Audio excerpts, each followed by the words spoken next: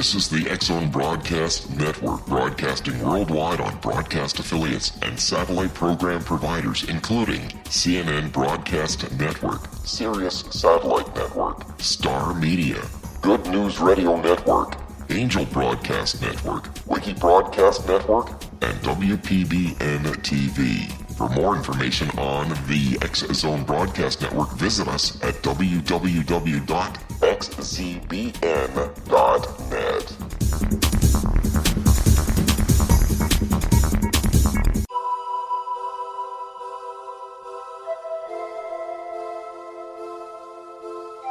If you're a seeker, don't miss the inspiring book Shamanic Awakening, Between the Dark and the Daylight. This remarkable work chronicles shamanic counselor and indigenously trained dream decoder Sandra Cochran's 35 years of experience with diverse wisdom keepers throughout the Americas. Sandy's initiations across the British Isles, Turkey, Greece, and Egypt, combined with her knowledge of symbology, psychology, and myth, influence her dream blog and workshops. Sandy offers private readings, sacred international journeys, a meditative CD, and her book, Shamanic Awakening, to encourage you as you navigate your earth walk and create a deeper connection to yourself. Find this and more at her website, starwalkervisions.com.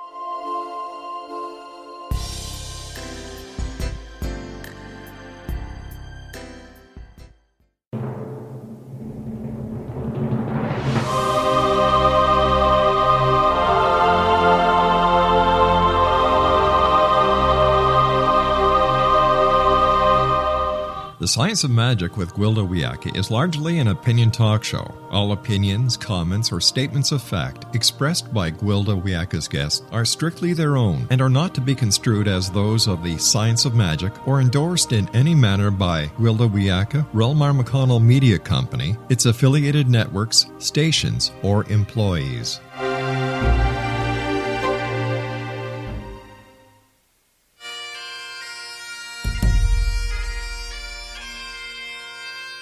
Welcome to the Science of Magic with Gwilda Wiyaka, a program dedicated to uncovering the unified nature of reality and humanity's ever-evolving place as truly galactic beings.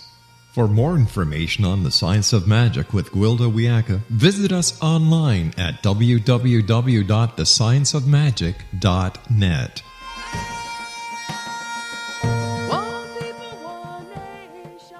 Welcome to the Science of Magic, a place where science and magic come together to transform fact into evolving truth.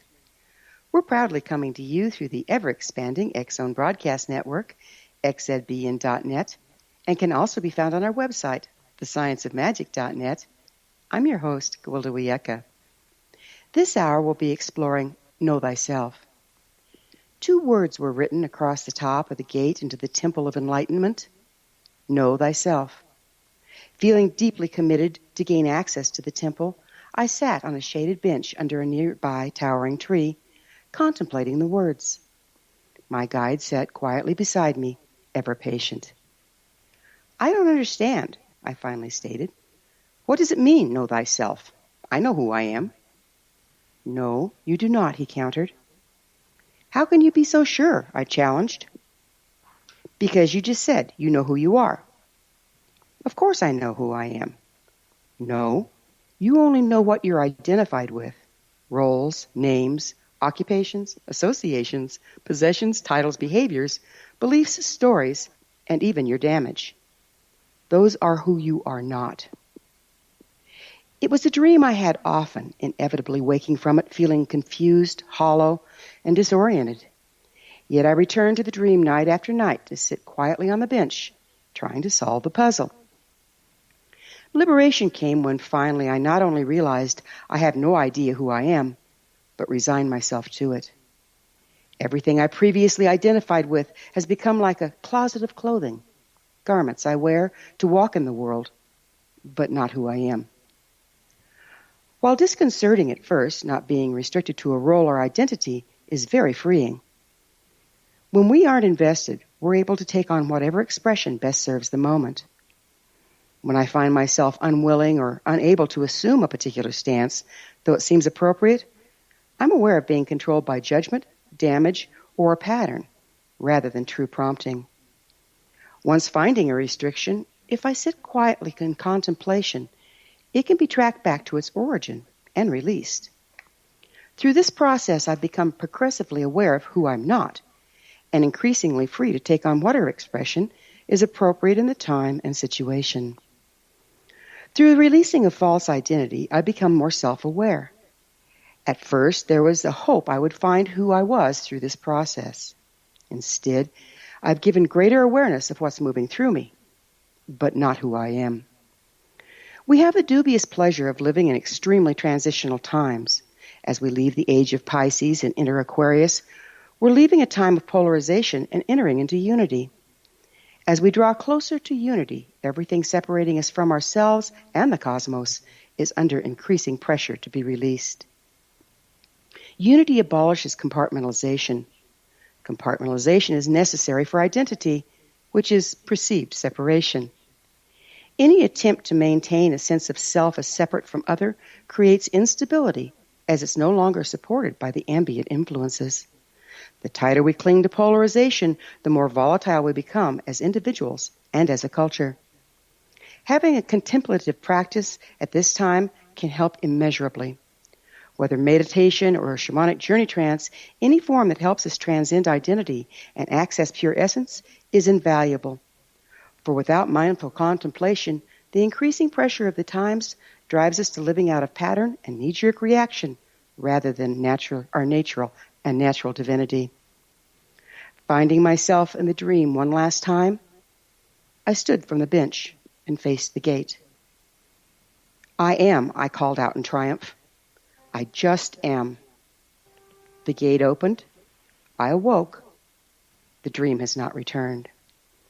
Our guest this hour, Joseph Emet, is the author of numerous books, including his latest, Buddha's Book of Meditation, Mindfulness Practices for a Quieter Mind, Self-Awareness, and Healthy Living. Joseph started the Mindfulness Meditation Centre in 1997. In 2003, he received the Lamp Transmission as a Dharma teacher. After this commercial break, I'll introduce Joseph, and together we'll discuss mindfulness, self-awareness, the ancient art of meditation, so don't go away. You're listening to The Science of Magic. Prior innovative episodes can always be found on our website, thescienceofmagic.net.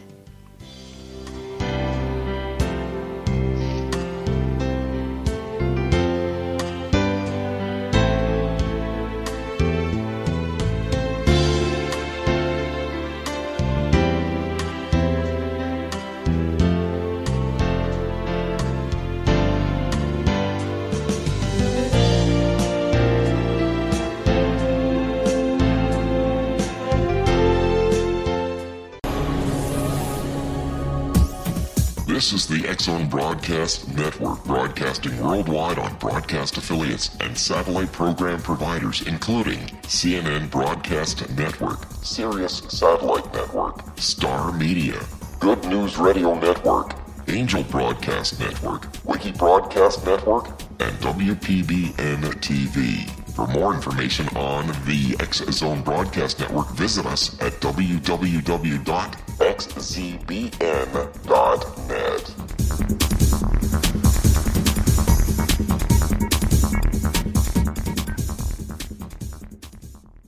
How would you like to be able to read other people's minds? Well, the next best thing is here. When you know how to read a person's name, you know how the person thinks, feels, and behaves. Each letter in our name holds a key to unlock our true essence. Our name contains both our gifts and challenges in this lifetime. Mnemology science discovers personality secrets hidden in the placement of the letters of our names, including the first and last impression people remember about us. Sharon shows us how to interpret the arrangement of letters as outlined in her book, Know the Name, Know the Person. Sharon Lynn Wyeth created mnemology science after 18 years of research and testing her theories, and has supported thousands of people around the world in understanding themselves and others better. You'll enjoy Sharon's unique teachings as she shares her system to learn the gifts behind your given birth name. Even if you don't like your birth name, there are jewels in this book. If you're thinking of changing your name, ready to name your child, or wanting to get along better with others, this is the book for you. If you'd like to improve your relationships and change your life for the better, get the book today, Know the Name, Know the Person, or visit www.knowthename.com. That's www.knowthename.com.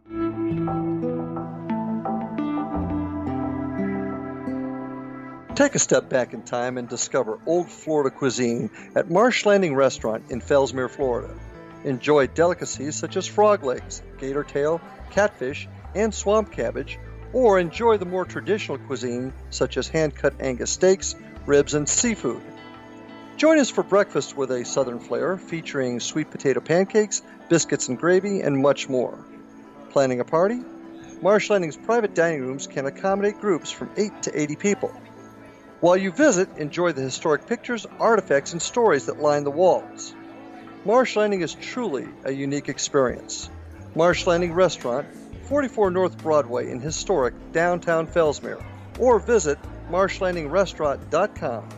Marsh Landing, old Florida cuisine at its best.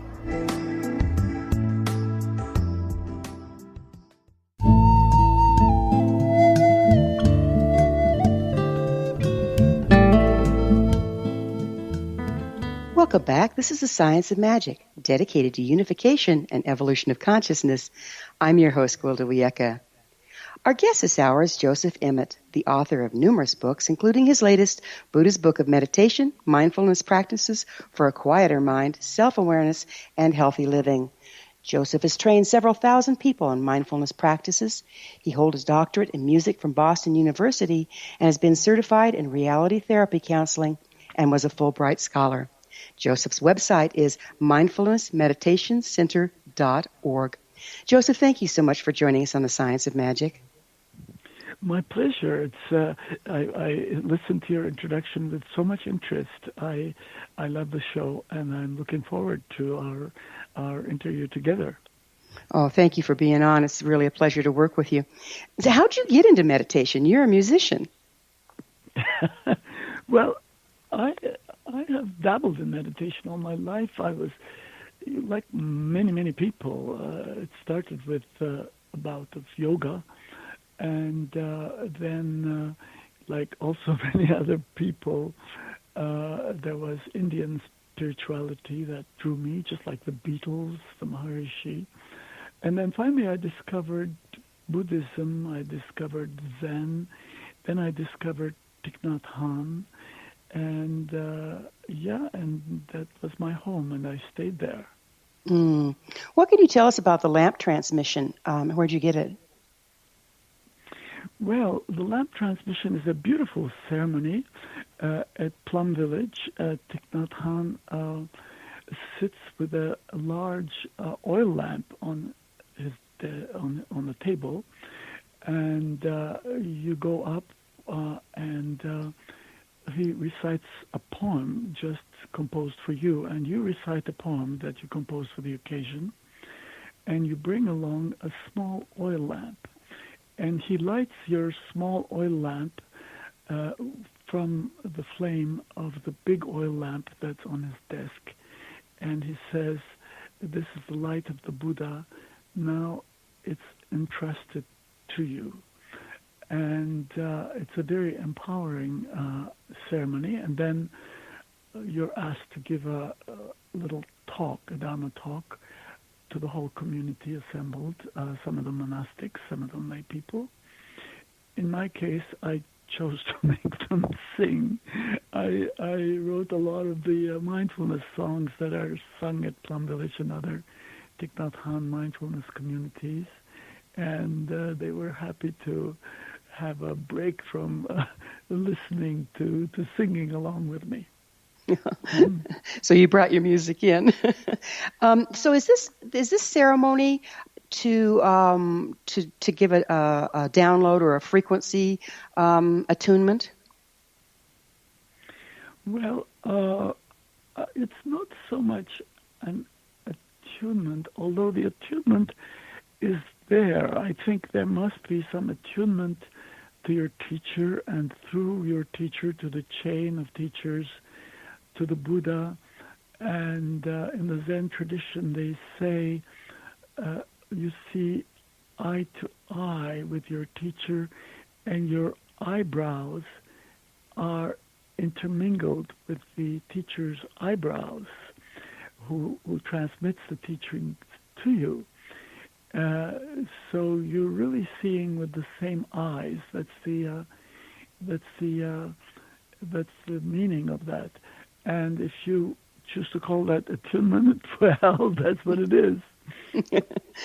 What is a Dharma teacher? A Dharma teacher, different names for it. Roshi in the Japanese Zen tradition. Sensei, if you like. A Dharma teacher is someone who has been authorized to teach the Buddha's way, and he's authorized by someone who has himself been authorized by someone else in the tradition. So it's supposedly, in theory, an unbroken chain of teachers coming from the time of the Buddha up to the present moment. So speaking of which, where did meditation originate? I really don't know. I think it must be very ancient. Certainly Buddha didn't invent it. Did the Hindus invent it? I don't know. But it's somehow rings a bell for most people. Centering. I think that's the etymological meaning of it. Centering. I think different traditions have added their slant on it, their twist on it. And Buddhist meditation has its own particular flavor, though. Mm-hmm. How many forms are there? Say that again? How many forms of meditation are there? Do you know? Oh, I don't know how many traditions there are. There's really, I don't think anybody knows. The important thing is to find one that works for you, and to find one that is sort of in tune with the way the world works, with the way reality is, and that's the definition of Dharma, Buddha's way, which is the way of the universe. In fact, it's not a way different, an eccentric kind of way, but the way the universe really works. Being in tune with that is the ideal of Buddhism. So what exactly is meditation? What does it achieve? Are there any studies? Oh, there are as many studies as you want. But meditation is not really one thing. The beginning part of meditation, sometimes called calming the mind, serenity meditation, in my favorite term, samatha in the original Buddhist vocabulary. Calming the mind is the first step, because imagine meditating with a mind that is totally distraught and disturbed. It would be an impossibility. So calming the mind is the first step. So are there some tests done? Like, what happens to our brainwaves when we go into meditation? What does this calming look like on instrumentation? Have you seen that? No, but yes, there are studies of that sort with experienced meditators who do show that yes, the mind gives off the same kind of waves as when we're calm, and so on. Yeah. So it's measurable. What are the physical, emotional, mental, and spiritual benefits from a meditative practice? Well, emotional, two benefits. One, as I mentioned, calming the mind, finding a measure of serenity. We see more clearly everything when we are calmer. the other emotional benefit is that Buddhist meditation is not emotionally neutral, really. It goes toward positivity. I mean, imagine a person who's said to be an enlightened person and is desperately unhappy. How impressed would you be with that person? So the emotional perhaps comes first. And the second one is conceptual, if you like, because it sort of the wisdom, the Buddhist wisdom, is the interbeing nature of the universe, how everything is connected. I'd like to go back to the emotional for just a minute because I'm not real clear. So if you're upset and you enter into a meditative practice and you're calming the emotional realm, does that mean you're putting your upset or your dissatisfaction into denial, or are you processing it? And how does it help process if that's the case? Well, there are two meanings of the word emotional. One is positive, one is negative. If somebody is, we all know what we mean when you say to somebody, you're being emotional now. And that is acting out of your emotions. Animals do this, dogs and cats. I mean, we've all been, barked at by a dog or scratched by a cat. Those animals are being emotional in a negative sense. But there's also a positive sense of emotional. When we talk about emotional intelligence, for example, or when we talk about being in touch with your emotions. Women have a reputation for being emotional in this positive sense of the word.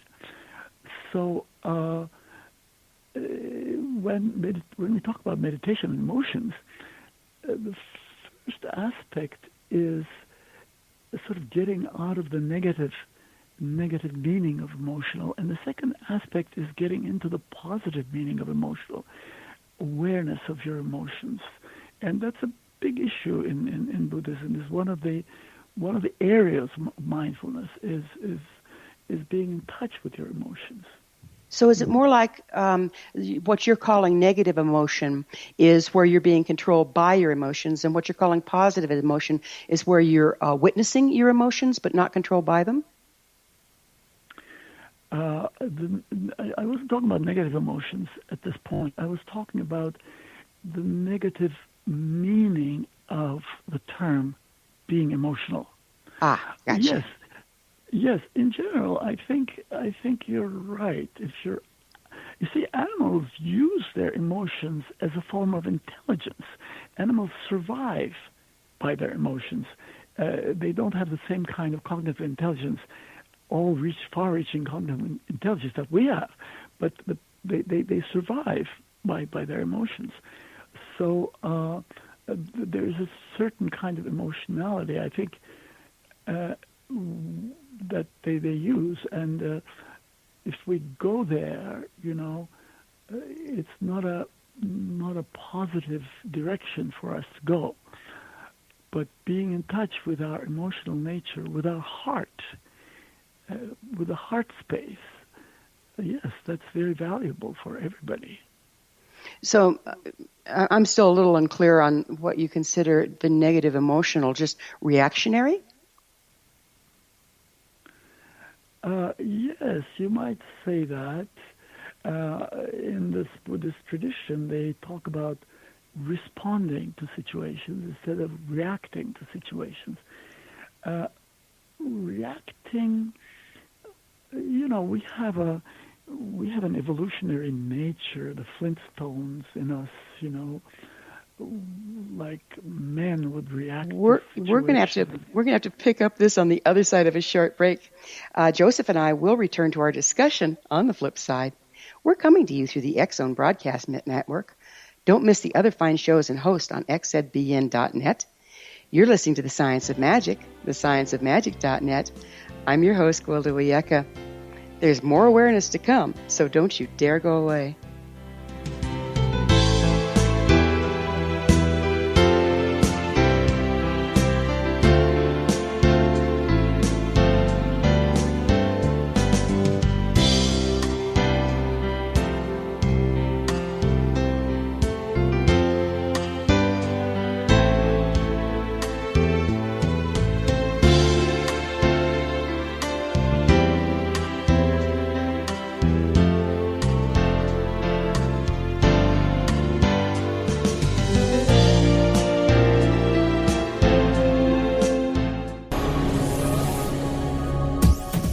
This is the X-Zone Broadcast Network, broadcasting worldwide on broadcast affiliates and satellite program providers, including CNN Broadcast Network, Sirius Satellite Network, Star Media, Good News Radio Network, Angel Broadcast Network, Wiki Broadcast Network, and WPBN TV. For more information on the X-Zone Broadcast Network, visit us at www.xzbn.net.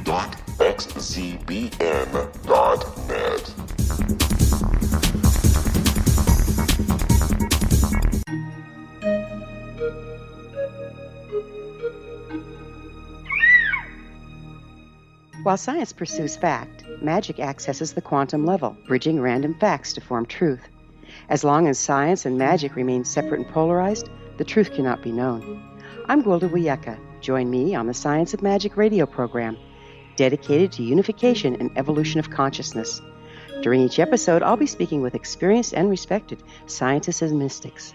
From astrologers to astronomers, from medical doctors to shaman, the scientific method to dowsing and intuition, we'll weave together information from seemingly divergent practices to promote unity and enlightenment. Join me, Gwilda Wiyaka, and the Science of Magic right here on the Mutual Broadcast Network. For more information, visit www.thescienceofmagic.net. Gibbs A. Williams, Ph.D., is a practicing psychoanalyst, supervisor, researcher, and author in New York City. Much of his life has been dedicated to understanding nature and the uses of meaningful coincidences or synchronicities. His radical and original non-Jungian, non-mystical, non-magical theory of synchronicities illuminates much of the fog surrounding this challenging and perplexing topic. His ideas and manners are fresh, presented in a style that is both entertaining and highly informative. He is also an expert on crisis intervention, specially focused on violence reduction for the police and citizens, mastering anxiety, frustration, and stress without the use of medication, and effectively preventing and treating heroin addiction. Dr. Williams can be contacted at his email address at gwwilliamsny11@aol.com or visit his website at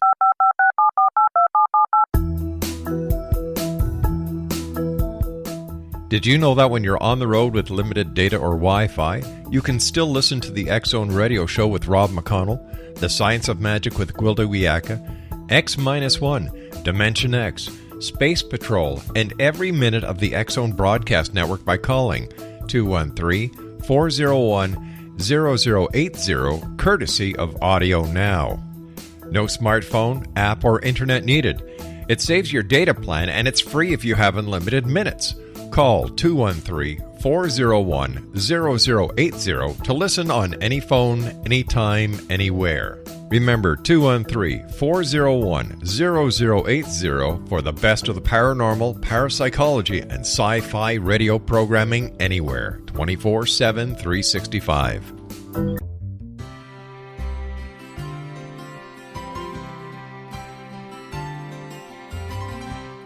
True healing must address 4 levels: physical, emotional, mental, and spiritual, for us to live joyful and productive lives.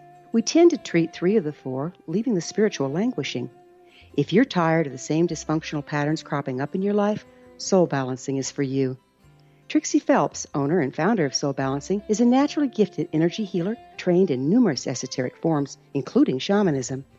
Trixie has created a powerful modality that safely and effectively clears your energetic field. A soul balancing session can remove interference, heal trauma, and restore your hope. Contact Trixie for a life-changing long-distance session today, www.soulbalancing.world.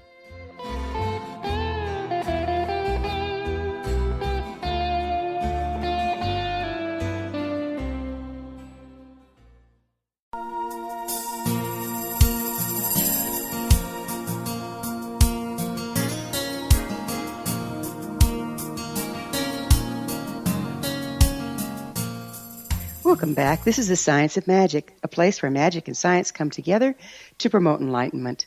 I'm your host, Gwilda Wiyaka. Our guest this hour, Joseph Emet, is the author of numerous books, including his latest, of meditation and mindfulness practices for a quieter mind, self-awareness, and healthy living.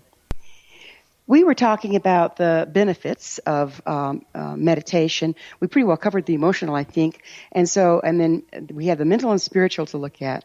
Would you mind telling me what the benefits there are? Mental. As you look into one of my first koans, the Zen, in the Zen tradition, you are encouraged to meditate with a puzzling statement of some kind, was who is listening? And this was in Hawaii, where at dawn, the beautiful bird songs fill the air. I was studying with Roshi Aitken and Robert Aitken. Who is listening? And you brought up that question, who am I? This is another sort of way of putting that question, who am I? Who is listening?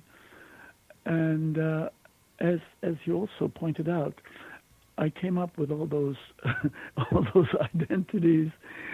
I would come up with Joseph Emet, and he would say, that's just a label. And he gradually rejected all my suggestions as to who was listening to the bird song. And it's a subtractive kind of wisdom as you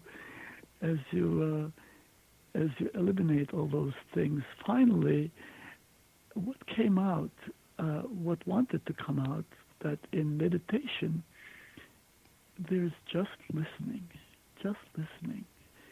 Forget the who, forget the drama, forget the story, forget the problems, forget the one who has problems, forget the one who is listening. Just listening. And that's a wonderful definition of Zazen, of meditation, if you like. The self sort of fades away into the distance. You've heard the statement, be here now. Well, this is sort of gives substance to that statement.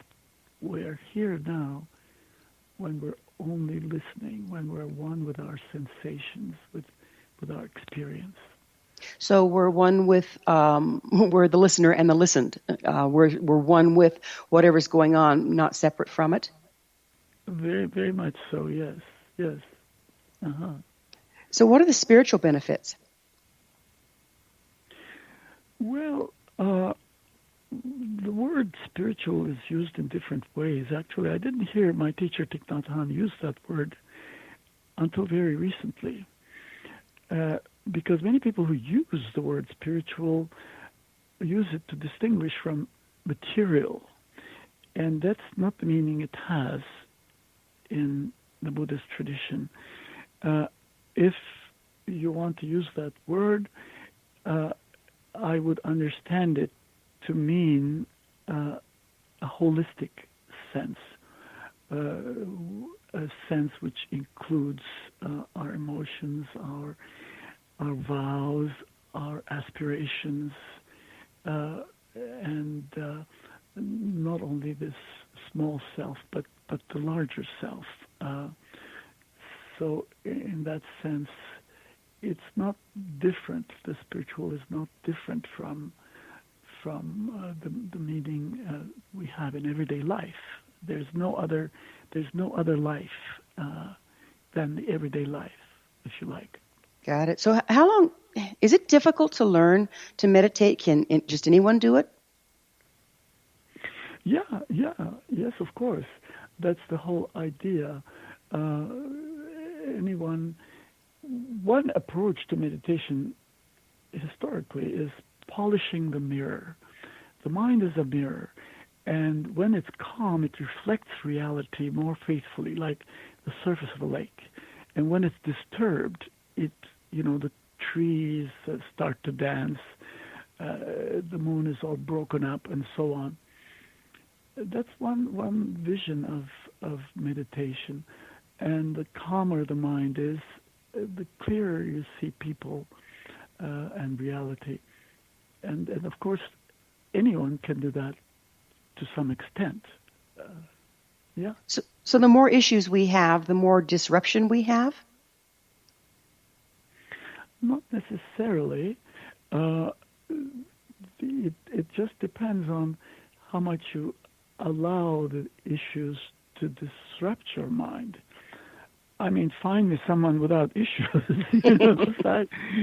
Find me someone without challenges. Buddha is not an exception. Zen teachers are not an exception, but they don't go into a funk about their challenges. That is the, I think, big difference.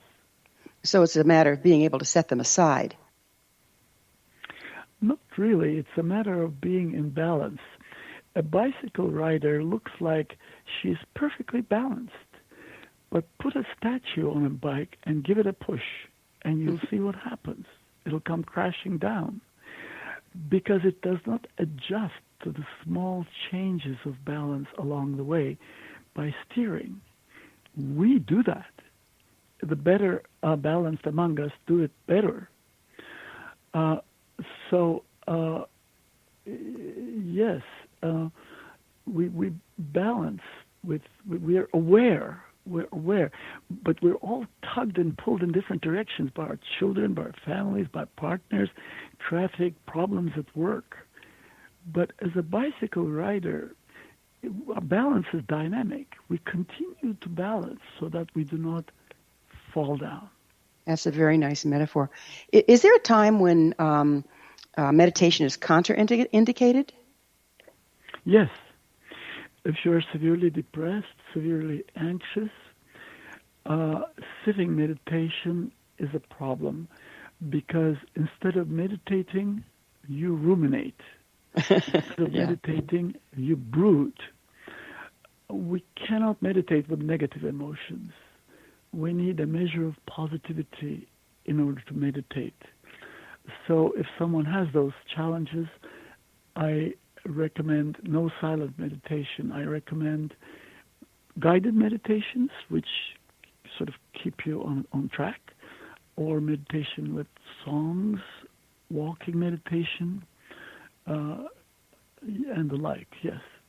So can meditation push a person beyond their processing by uncovering things before they're ready?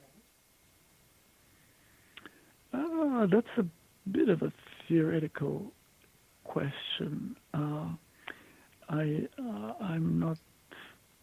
Don't feel well about responding to that. We're talking about the theoretical person. I think each one of us is different, really. Okay. Would you explain what you mean by self-awareness? Self-awareness. Well, the Buddha mentioned 4 areas of awareness. One is body, one is feelings, one is states of mind, our consciousness.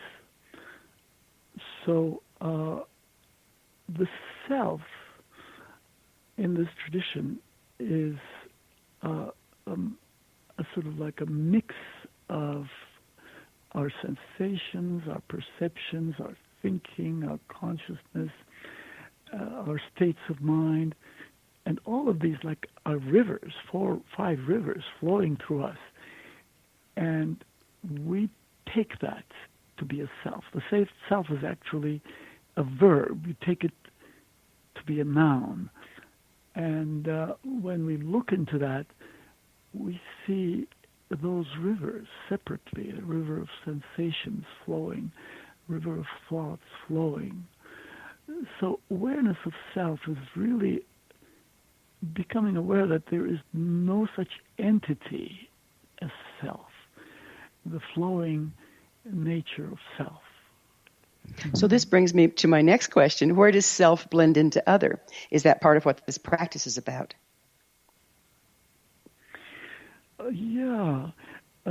Yes, to a great extent. We're a leaf on the tree of life. And the tree, the health of the tree is the health of the leaf, and the health of the leaf determines the health of the tree, and the leaves are all connected in some way. Yes, to see reality with that vision is wisdom, is the Buddhist idea of wisdom. Yes, you're quite right in that way. So the more we become aware of these rivers flowing through us, the more we're able to ride that bicycle, find the balance, and from that balanced place, reunite with all that is. Is that the whole point here? You simplified it. It is so much that it almost becomes a caricature, but in very, very general terms, yes. So what are the advantages of self-awareness? Well, what is the other option? Delusion. It's a deluded sense of self. In this interconnected world, everything is interconnected. Your happiness has a lot to do with the happiness of your family. I mean, can you imagine being happy if your partner, your children are desperately unhappy? Can you be happy if, say, you're a teacher, everyone in your class is desperately unhappy? So seeing happiness is not an individual matter, as Thich Nhat Hanh, my teacher, says. And in a very simple, this is a very simple example of delusion and wisdom where they separate. Mm-hmm. Mm. So we're kind of going inward to find the outward. Is that correct? If you like, yes. You cannot give to people what you don't have. If you don't have any money, you can't give me any. And you must develop the garden of your heart. You must develop peace, serenity, love, compassion in yourself in order to inspire them in others. Yes, very true. Self-development and development of others go hand in hand in that respect. Mm-hmm. So it seems like meditation isn't a form of denial, but rather, like you said earlier, finding balance within the factors in our life? Definitely. Denial has nothing to do with meditation, whatever. It's quite the other way, quite the opposite. Mm-hmm. I agree with that. And I've seen a lot of people when they just start meditation, they have this vision, I have to deny anything that's not easy and smooth and zen. So it's nice to know it's not about that. We're going to have to take another break here. Joseph and I will be back shortly, so don't leave us now. This is The Science of Magic. TheScienceOfMagic.net, the place where altruistic professionals of science and the esoteric create common ground for the betterment of our world. We're brought to you daily by the leader in paranormal, spirituality, alternative health programming, the X Zone Broadcast Network, xzbn.net.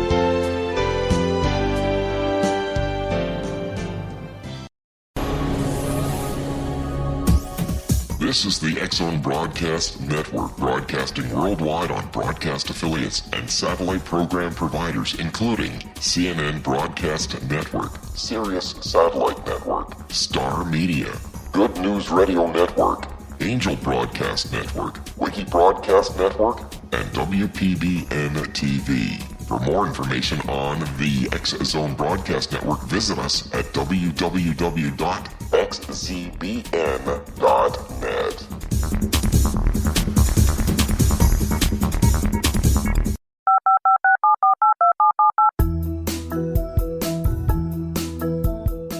Did you know that when you're on the road with limited data or Wi-Fi, you can still listen to the X Zone Radio Show with Rob McConnell, The Science of Magic with Gwilda Wiyaka, X-1, Dimension X, Space Patrol, and every minute of the X Zone Broadcast Network by calling 213-401-0080, courtesy of Audio Now.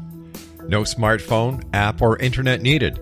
It saves your data plan, and it's free if you have unlimited minutes. Call 213-401-0080 to listen on any phone, anytime, anywhere. Remember 213-401-0080 for the best of the paranormal, parapsychology, and sci-fi radio programming anywhere, 24/7, 365.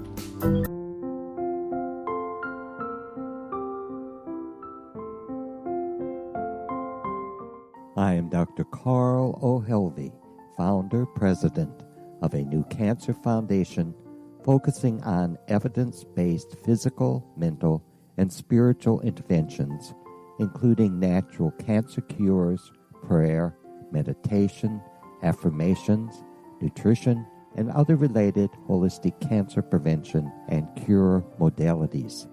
These are used in cancer education, research, and financing care. I ask for your help to continue this important work by donating at www.holisticcancerfoundation.com.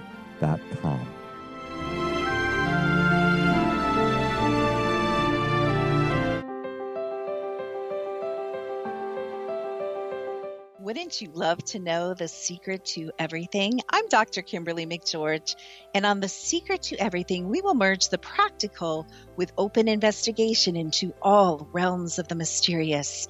We will talk to cutting-edge alternative health practitioners, those who inspire and motivate you in business and life, and of course, we will share stories of the paranormal, conspiracy, and cryptozoology.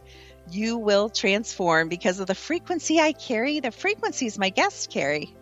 Life may never be the same after you listen to this program, for the secret to everything is for you, the listener, for those who desire more in every area of their lives and believe that it can still be found. Listen and discover thesecrettoeverything.com.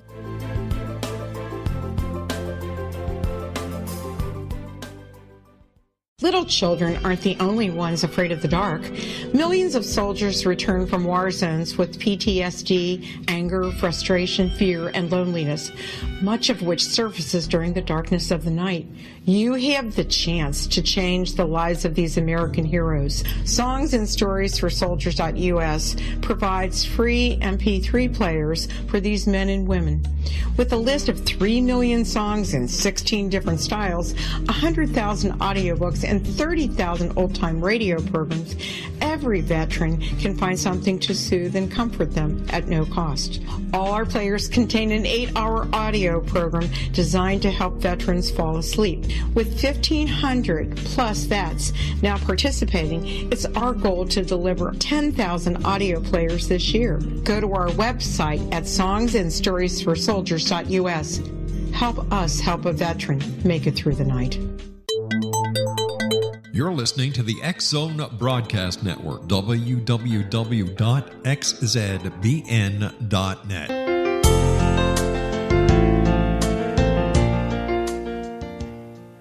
Welcome back. This is The Science of Magic, bringing together gifted people of service to the world. I'm your host, Gwilda Wiyaka. Our guest this hour is Joseph Emet, the author of numerous books, including his latest, Buddha's Book of Meditation, Mindfulness Practices for a Quieter Mind, Self-Awareness, and Healthy Living. Joseph, we were talking about what I'd like to talk about, but we had a little difficulty in the different definitions between spirit, between your practice and a lot of the New Age out there. There's a lot of talk about spirit. So it seems to me that the closer we get to self-awareness, the closer we become to spirituality or unity. So can a person ever really be completely self-aware? I don't think so. According to recent estimates, 95% of the universe is composed of dark matter, which doesn't show up on any instruments. We have no knowledge of it, 95%. And I think the percentage of a human being, even ourselves, that we don't know is in some ways comparable to that. The Zen people talk about the don't know mind, and that is an important issue to feel comfortable with uncertainty, with not knowing, not jumping to conclusions, not be a slave of the conceptual mind that divides everything into categories and calls that knowledge. Mm-hmm. Yet that's I think isn't that the most challenging thing, because we're such a mental society, we have to know, and yet we never really do know the total scope of any issue, do we? Yes, I agree with you. That's very true.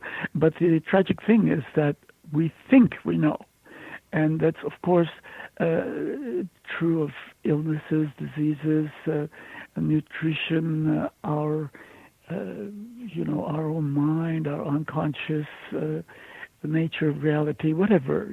That's quite true. Yes. Isn't that a cause of a lot of conflict? We got this polarization going on. Well, I know and it's my way. No, I know and it's my way. And then the battle begins. Yes. When you mentioned battle, take relationships, for example. It begins with fascination with the being of a person. You don't know everything about the person, but you're fascinated with the aura, the being of that person, but that unifies us, that creates the connection, and then our opinions, our so-called knowledge, our opinions about things divide us, and so yes, the division and the unifying forces, very true.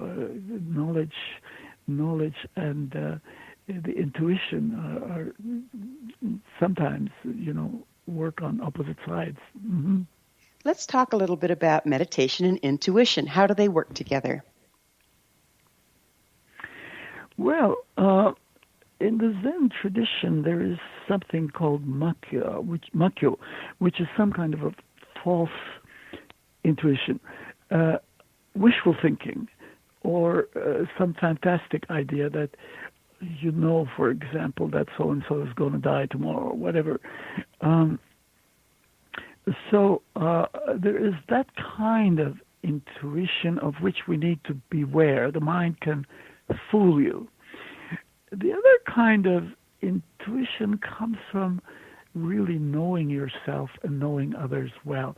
Mind readers are really people who read your expression, your facial expression, the expression of your voice, the little signals that your hands, your eyes, your facial muscles give off that other people are not tuned into. Carl Gustav Jung, the psychoanalyst, the Swiss psychoanalyst, defined intuition that way. He defined it as those little sensations that most people are not aware of. So an intuitive person is really with it. That's how he knows certain things that other people are not aware of. Mm-hmm. So it would occur to me that in order to do that, you have to be very self-aware, because you have to be able to tell what's the other's and what is yours. Is that correct? Yes, very true, very true. I think that this kind of self-awareness is very precious, and it works in so many areas, in relationships, in business, in your own happiness. Yes. Mm-hmm. There's another lovely concept you speak about that I'd like to go into, and that's mindfulness. What is mindfulness?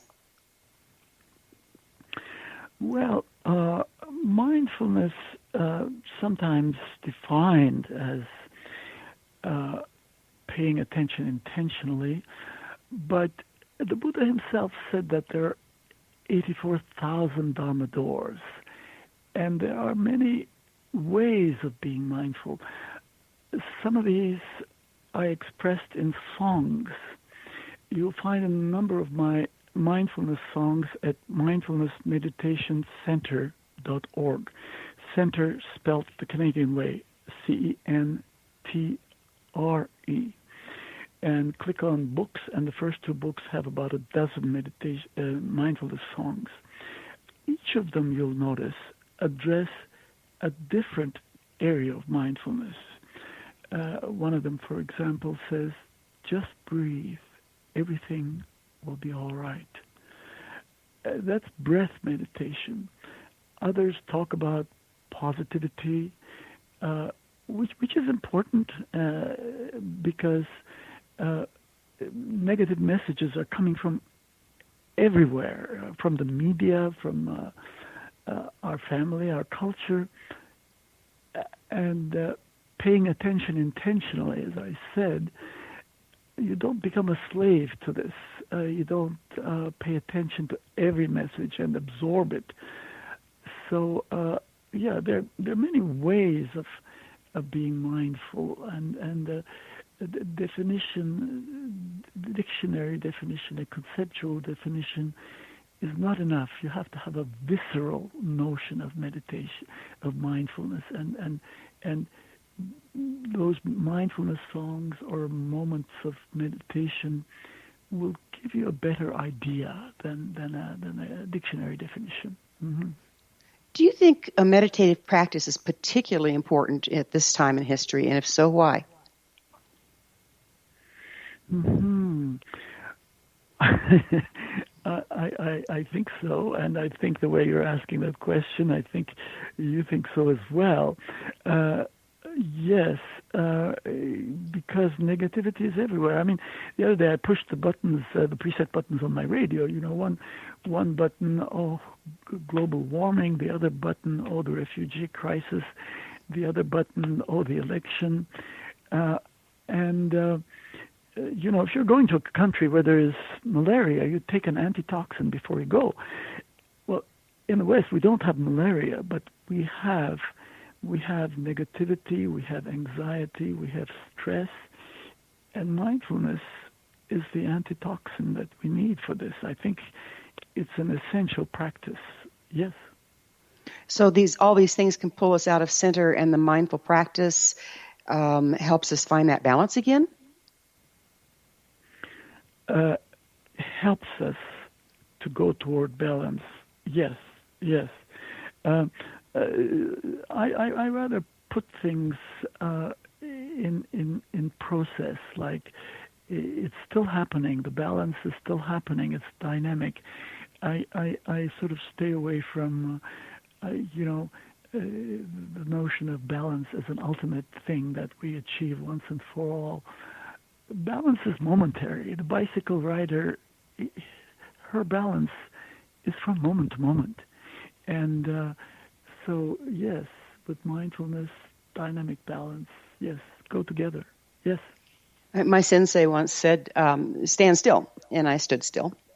And he says, do you know how many muscles you're engaging to stand still?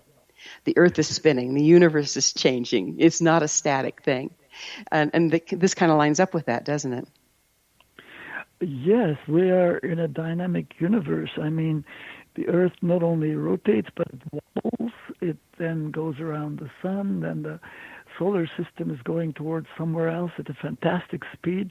And the whole galaxy is moving in another direction. So there is no stillness, really. Archimedes says, find me a still point and I can move the world. There is no such point. And yes, balance is very much dynamic. Yes, you're quite right. It has been such a pleasure having you on the show and contemplating these wonderful things. And I see I've got about half a minute left, and you've brought music and meditation together. I think that's beautiful. And people can find your music on your website? Yes, Mindfulness Meditation Centre.org. Center spelled with T-R-E at the end, the Canadian way. And yes, I promote taking meditation breaks with music during the day. Nice. Well, we're out of time, Joseph. Thank you so much for being on The Science of Magic. Our guest this hour has been Joseph Emet, the author of numerous books, including his latest, Buddha's Book of Meditation, Mindfulness Practices for a Quieter Mind, Self-Awareness, and Healthy Living. His website is Mindfulness Meditation Centre, and that's spelled CENTRE.org. This has been The Science of Magic. Remember, you can always listen to past thought-provoking episodes on our website, thescienceofmagic.net. Until next time, dear ones, may you be blessed with knowledge and comforted with love as you embrace self-awareness.